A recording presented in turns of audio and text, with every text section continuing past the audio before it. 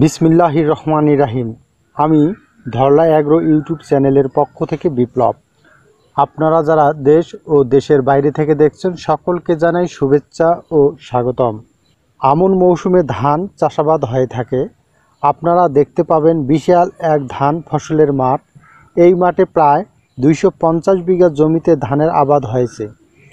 বর্তমানে ধানের কায়স্থর বা থোর অবস্থায় রয়েছে, কিছু কিছু জমিতে কায়স্থর, কিছু কিছু জমিতে ফুল অবস্থায় রয়েছে।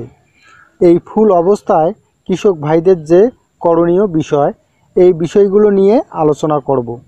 সুপ্রিয় কৃষক ভাইয়েরা, আপনারা শুরু থেকে শেষ পর্যন্ত দেখবেন, আর যদি টেনে টেনে দেখেন তাহলে বুঝতে পারবেন না। ধানের ফুল অবস্থায় কোনো ধরনের কীটনাশক বা ছত্রাকনাশক বা পিজিআর কোনো কিছুই স্প্রে করা যাবে না।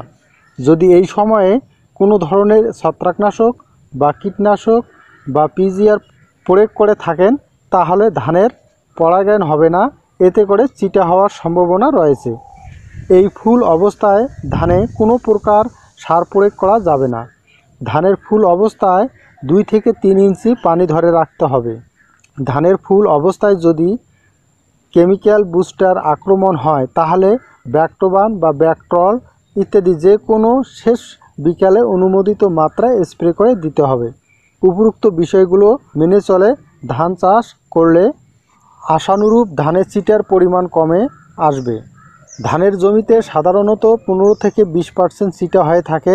এর অতিরিক্ত পরিমাণে যদি চিটা হয়ে থাকে তাহলে বুঝে নিতে হবে সেটা স্বাভাবিক কোনো কারণে চিটা হয়েছে। সুপ্রিয় কৃষক ভাইরা, আজকের মতো ভিডিও এই পর্যন্তই। আমার এই চ্যানেলটি যেহেতু কৃষিভিত্তিক, তাই নতুন নতুন ভিডিও পেতে চ্যানেলটি সাবস্ক্রাইব করে পাশে থাকবেন এবং ভিডিওটি ভালো লাগলে একটি লাইক দিবেন। আপনাদের কোনো মতামত থাকলে কমেন্ট করবেন। সবাই ভালো থাকবেন, সুস্থ থাকবেন। আল্লাহ হাফেজ।